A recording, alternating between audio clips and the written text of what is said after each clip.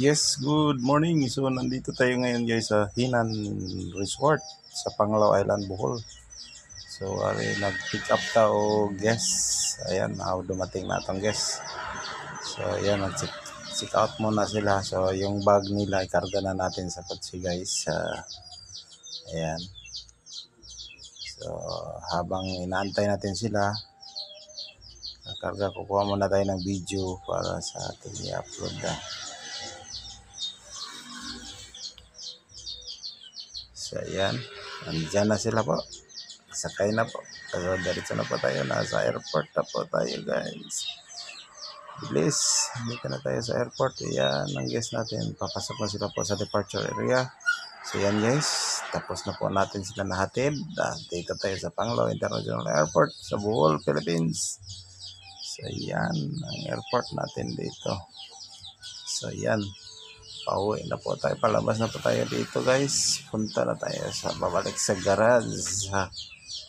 Ayan, habang binabaybay natin itong area sa harapan ng airport. Ayan, maraming bisita.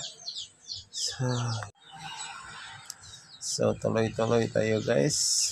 Palabas tayo dito sa area. Ayan.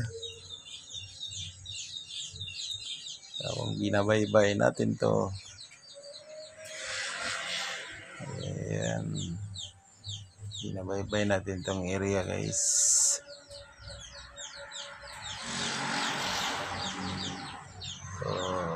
Okay, palabas na po tayo. Going to Grahe.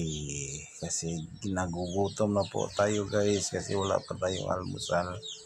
Kasi may inuuna na itong trabaho natin. So ayan. Binabaybay na natin itong palabas sa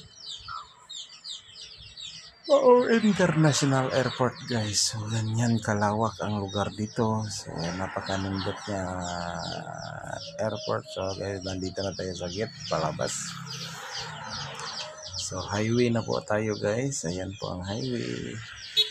So left turn tayo dyan. Ayan. Ayan po. Mga bagong building dyan sa harap ng airport guys. So ayan. Palabas na po tayo. Habang ginabaybay natin itong highway sa airport, palabas going to Bulod and Livaong.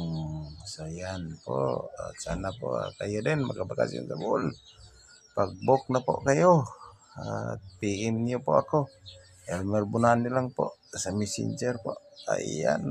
So yan lang po at maraming salamat. Sana i-share niyo guys.